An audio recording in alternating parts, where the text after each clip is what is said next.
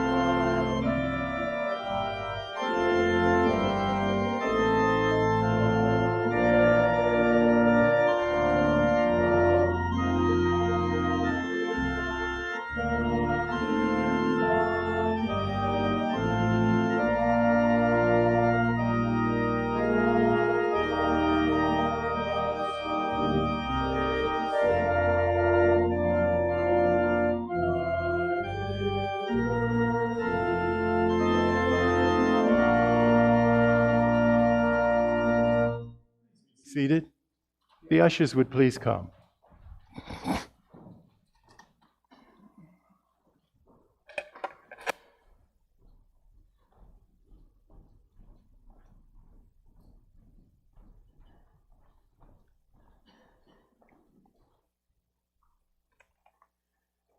Lord God, we give out of the bounty that you have so graciously lavished upon us. And we give it with the expectation that it will be used to bring someone into a relationship with the risen Christ. That it would be used to clothe the naked, to feed the hungry, Lord, to protect the widows and the orphans. We pray these things and we lift these offerings up with these prayers in mind. Amen.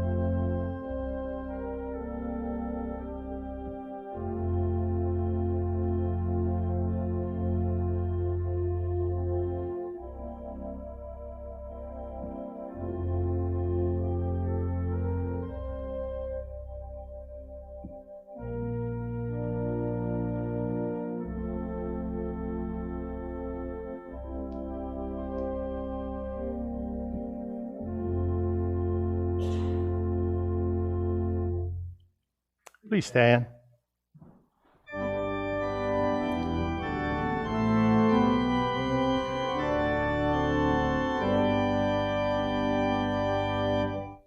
Praise God from whom all blessings flow. Praise Him, all creatures here below. Praise Him above, ye heavenly hosts. Praise Father, Son, and Holy Ghost.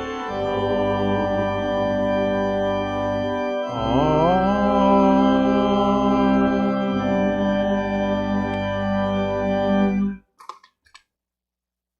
If you remain standing as we read our Psalter together, it's on page 837, Psalm 116.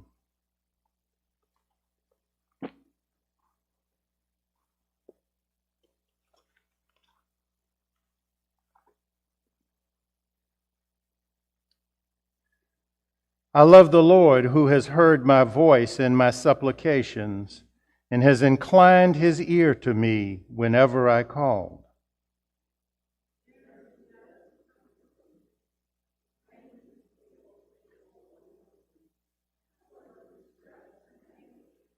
Then I called on the name of the Lord.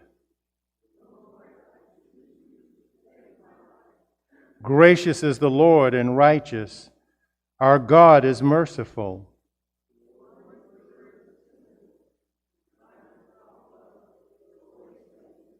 Return, O my soul, to your rest. You have delivered my soul from death, my eyes from tears, my feet from stumbling. I kept my faith even when I said, I am greatly afflicted.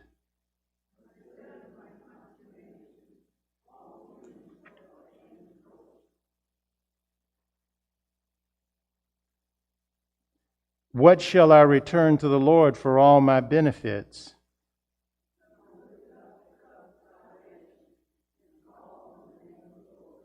I will pay my vows to the Lord in the presence of all His people.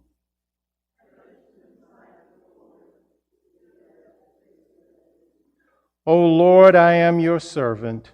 I am your servant, the child of your handmaid. You have loosed my bonds.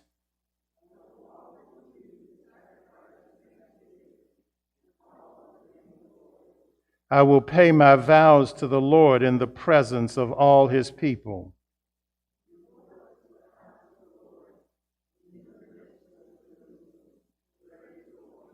Please be seated. As we come to our time of prayer, I would ask that we would remember the events of 9/11, that we would remember those who wrestle with COVID today, that we would be in prayer for those who lead our country and those who lead our church, that they might be aware of the Lord's presence and that they might be aware of his guidance. So let us pray. Most gracious and eternal God, in these moments of worship, we come with a spirit of thanksgiving. We say thank you for those that have traveled and have returned safely. Lord, we say thank you that you touched each and every one of us this morning, that you woke us up and that you clothed us in our right minds. Lord, we say thank you that we've had enough to eat and that we have been safe over these past few days. Lord, we couldn't thank you enough for all that you've done in our lives. But most of all, we thank you for your grace that came through the sacrifice of Jesus Christ on Calvary's cross. Thankfulness for a salvation that extends beyond this life into life eternal. Lord, for these things we say thank you. But Lord, we come today and we come bearing petitions. We come and ask that you would be with those who lost loved ones in the tragedy of 9/11 20 years ago. Lord, we come asking that you would touch them with your healing finger, that you would give them a sense of peace, that you would give them a sense of assurance that those lives were not lost in vain. Lord, we come this morning asking that for those in our congregation who struggle with illness, that you would touch them with your healing finger, that for those whose family have illness, that you would wrap your arms around them and that you would hear their prayers for healing, prayers for comfort. Lord, we come this morning and we ask that you would be with those who guide our country and our church. Lord, that you would give them your wisdom, that we might find more ways to create win-wins than to create win-loses that turn out to be lose-loses. Lord, you're the one that has given us your peace. And Lord, help us be of a mindset to accept that peace, to in all ways acknowledge you and have you order our steps, that we might look to the ancient ways where the wisdom is and walk in those ways. Lord, we pray this morning the prayer that you taught us to pray. Our Father, who art in heaven, hallowed be thy name. Thy kingdom come, thy will be done, on earth as it is in heaven. Give us this day our daily bread, and forgive us our trespasses, as we forgive those who trespass against us. And lead us not into temptation, but deliver us from evil. For thine is the kingdom, and the power, and the glory forever. Amen. I'm going to say remain seated, and we'll sing verses 1, 2, and 4 of hymn 697, My Country 'Tis of Thee.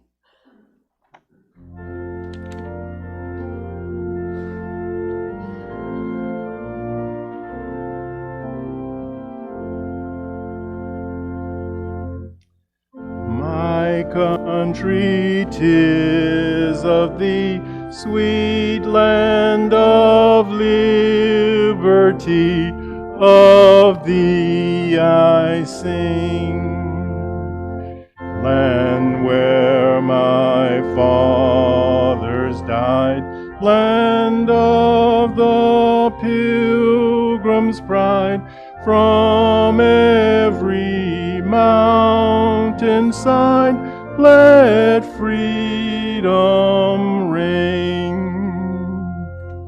My native country, the land of the noble free, thy name I love. I love thy rocks and rills, thy woods and templed hills, my heart with rapture thrills like that above. Our fathers' God, to thee, author of liberty, to thee we sing. Long may our land be bright with freedom's holy light. Protect us by thy might, great God our King. Okay, you can sit down.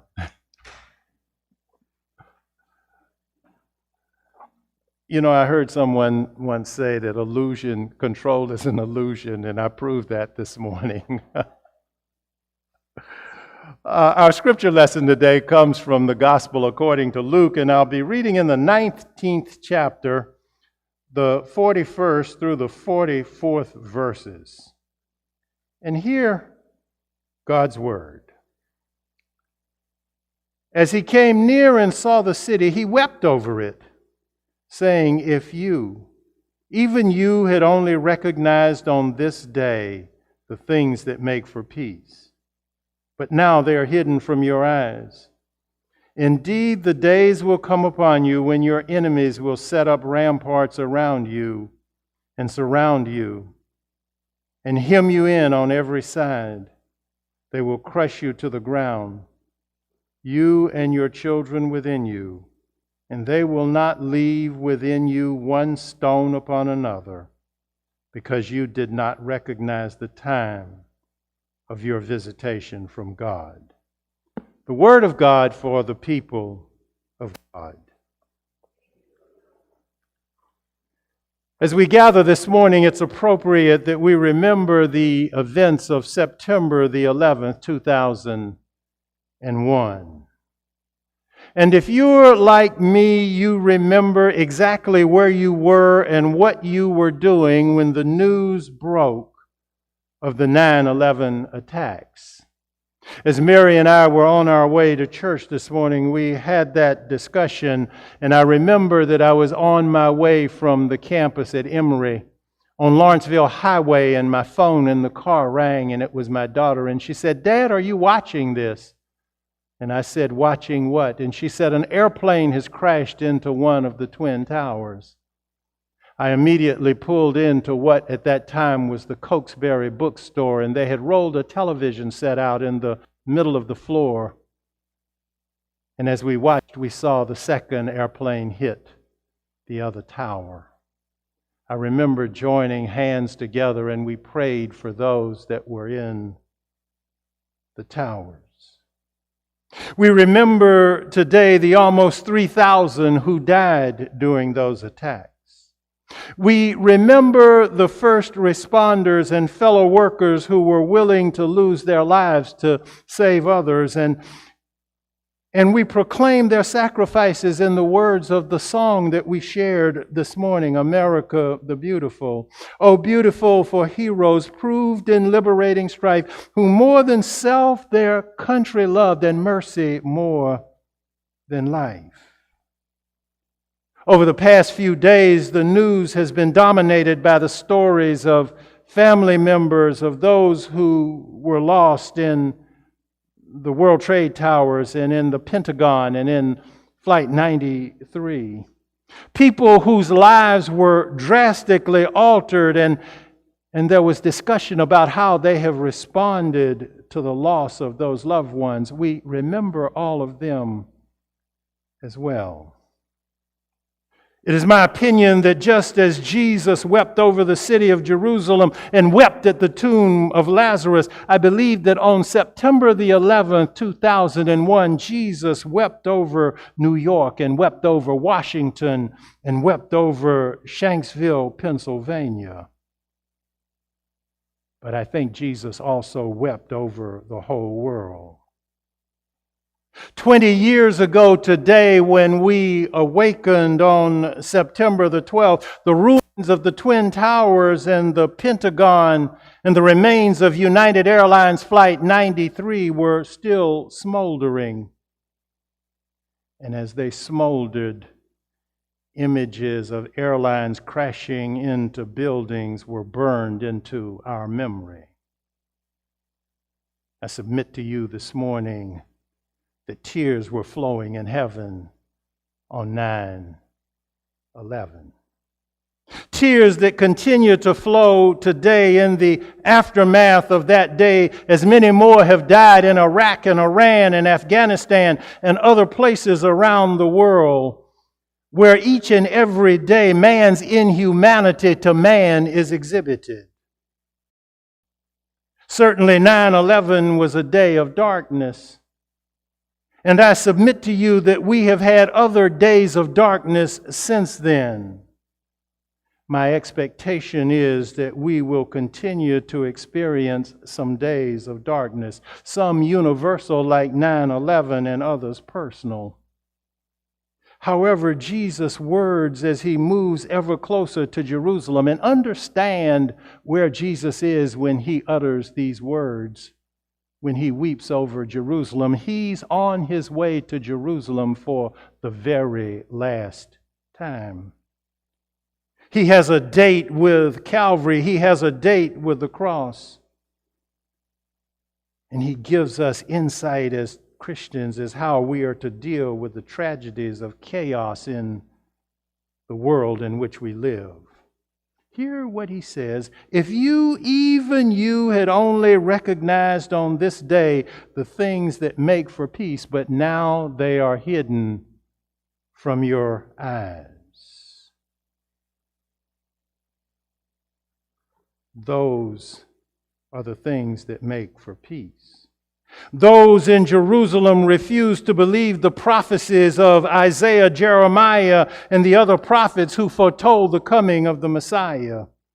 In Jesus' words, knowing that he would soon be crucified, he renders this observation: now the things that are made for peace are hidden from your eyes. Their prophecy is our history. We don't have a prophesied Messiah. We have a risen Savior. So what are these things that make for peace? It begins with our understanding that these days of darkness, whether universal or personal, point us to the risen Savior. Our lives have been totally and permanently changed by the events of 9/11. Anytime we go to the airport, we now have to go through TSA. Did not happen before 9/11. I know that there have been other life-changing events that have occurred in all of our lives, things that we wish had never happened. Sometimes there are things that we have done, and other times there are things that people have done to us. And the common characteristic of these times is that they seek to pull us into darkness and to leave us there. However, these things can teach us about a peace that the world can't take away. Jesus says these words, "Peace I leave you, my peace not as the world gives." Here's the picture. Think about the sky. The stars are always there. But you can't see the stars until the darkness comes. The thing about darkness is that that's where we can best see the light. And Jesus is that light. Jesus is the light that shines in the darkness, and the darkness has no ability to overcome it. One Christian artist wrote in her blog these words: "If you carry difficult times in your heart, or for the difficult times that will come, I hope that you are comforted with the truth that He is your light in the dark hours. He is your refuge and your strength. He will lift you. He will guide you. He will give you a way out, and He will not leave you. He is your ever-present help in your time of need." As you reflect on some of those dark days, consider the words of encouragement that we find in Scripture. We are afflicted in every way, but not crushed. Perplexed, but not driven to despair. Persecuted, but not forsaken. Struck down, but not destroyed. Ever-present help in time of crisis. Ever-present help in time of need. As I continue to reflect on those things that make for peace, prayer comes to mind. And you know, we find sound theology in the music of the church. Such is the case for peace and prayer. During the Great Depression, Reverend Cleveland Derricks wrote the words of a song that go like this: "Just a little talk with Jesus makes things right." I paraphrase that and say, just a little talk with Jesus, that's prayer, brings peace into your life. We pray humbly and claim God's promise. "If my people who are called by my name," that's you, my brothers and sisters. You see, when you put on Jesus, you became God's person. That's you, my brothers and sisters. "If my people who are called by my name humble themselves and pray and seek my face and turn from their wicked ways, then I will hear from heaven, will forgive their sin and heal their land." We live in a nation that has turned its back on God in many ways. And it wasn't a sudden turn, it was a drifting down a highway. It's amazing to me how many people showed up after the attacks of 9/11, seeking peace, seeking answers from the church, seeking answers from God. And as the memories begin to fade, so did their faithfulness. You know, Jesus tells us about a faith like that. You all may remember the parable of the sower, and he talks about the seed that fell on rocky ground where it didn't have much soil. It sprang up quickly, but since it had no depth, when the sun rose, it was scorched, and since it had no root, it withered away. The aftermath of the events of 9/11. You see, faith and peace are tightly linked. The same Jesus who is the Prince of Peace is the author and finisher of our faith. I wish to go a little bit further about what happened in the aftermath of 9/11. Somehow the tragic events of the day unified America. We became the one nation under God that we proclaim in the Pledge of Allegiance. However, just as we have drifted away from our faith, we have also drifted away from that unity. Today, we are a nation that is so divided in so many ways. And many who lead value power more than peace, value winning more than unity. The prophet Jeremiah speaks of this kind of leadership. Hear what he says: "They have treated the wound of my people carelessly, saying, 'Peace, peace,' when there is no peace. We look for peace, but we find no good, for a time of healing, but there is terror instead." If you've looked at what's occurred over the last few months in the major cities of our nation, you know what terror looks like. We have experienced and continue to experience rioting and looting. We're experiencing increases in crime. There is no peace. There's an old cliche that says, no Jesus, N-O Jesus, no peace. No Jesus, K-N-O-W, no Jesus and no peace. But you see, there's a treasure that we as Christians have to share, the treasure that is the secret to peace. As Christian, God calls us to be strong in the Lord and in the strength of His power. God calls us to put on the whole armor of God so that we may be able to stand against the wiles of the devil. The Scripture says, "Stand therefore and fasten the belt of truth around your waist, and put on the breastplate of righteousness as shoes for your feet. Put on whatever will make you ready to proclaim the gospel of peace." God has given each of us a mission, you and me, a mission. As Christians, God has reconciled Himself to us through Jesus and given to us the ministry of reconciliation. Given to us the message of reconciliation, and that message is the gospel of Jesus Christ. The reconciliation of which the Bible speaks is the answer to peace. We can't be reconciled to God without being reconciled to each other. Here's the picture. It's like the spokes on a bicycle wheel. Each and every one of you are one of those spokes, and God is the sprocket in the center. And the closer you get to God, the closer you get to each other. This is what peace looks like. Getting closer to God and getting closer to each other. But there's a climax to this story. Remember those first responders that I spoke about earlier? You and I have a divine first responder in the person of Jesus Christ, who laid down His life that you might have life and have it more abundantly, that I might have life and have it more abundantly.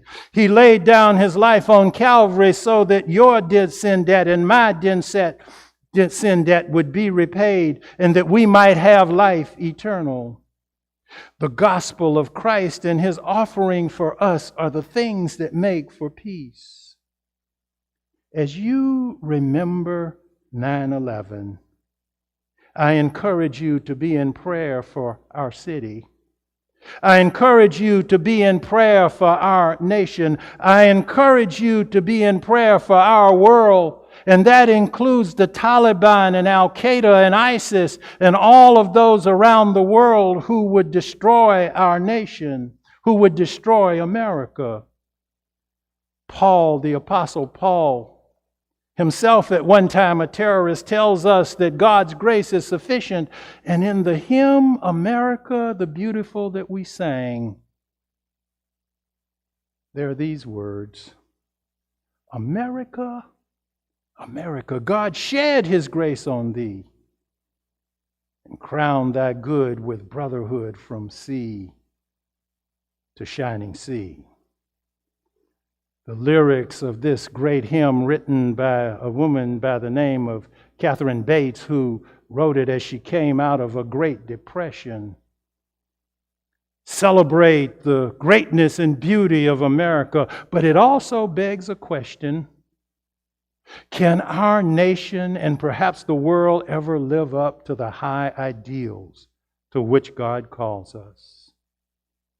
My hope and my prayer and my belief is that with God's help, all things are possible. With God's help, we can live up to those ideals. This morning, I leave you with this prayer. God bless you, and God bless America. Let us pray. Most gracious and eternal God, as we have gathered in this place, we remember the events of 9/11 some 20 years ago. But Lord, we also remember the events of Calvary some 2010 years ago. And we remember the one that hung on Calvary's cross, that shed his blood that our sins might be washed away, that we might have his peace, peace that passes understanding, peace that sometimes the world can't understand. We thank you for his gift, and we offer these prayers in his mighty and powerful name. And God's children all said, Amen. Our closing hymn today is the Battle Hymn of the Republic. It's number 717, and we'll sing verses 1, 4, and 5.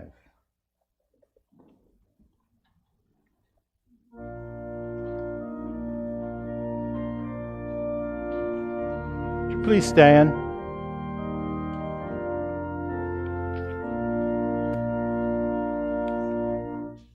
Mine eyes have seen the glory of the coming of the Lord. He is trampling out the vintage where the grapes of wrath are stored. He hath loosed the fateful lightning of his terrible swift sword.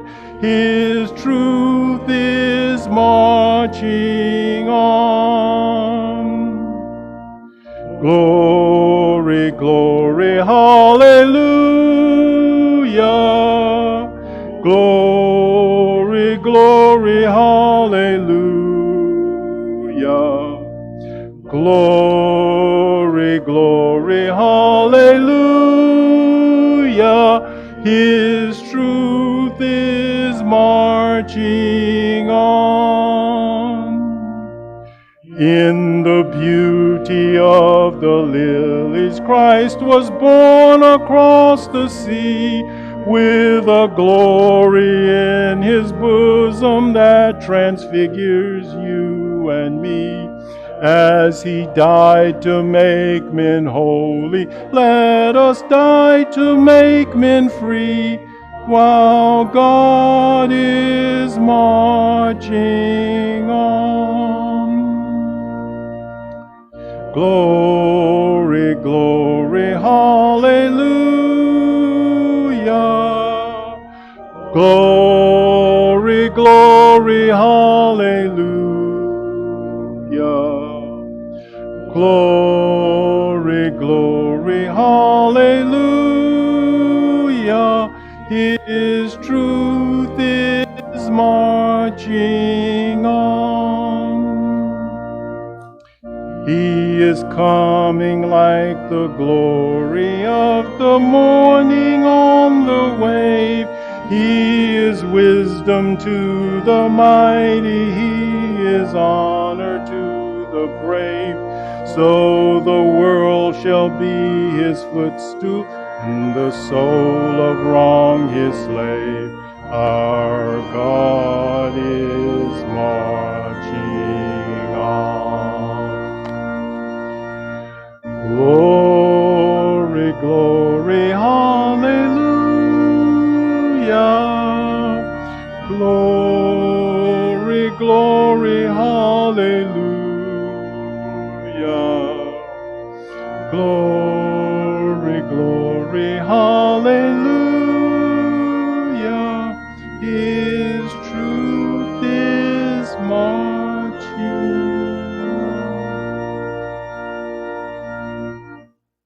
May the Lord bless you and keep you. May the Lord make his face to shine upon you and be gracious unto you. May the Lord give you his peace, now and forever. Amen.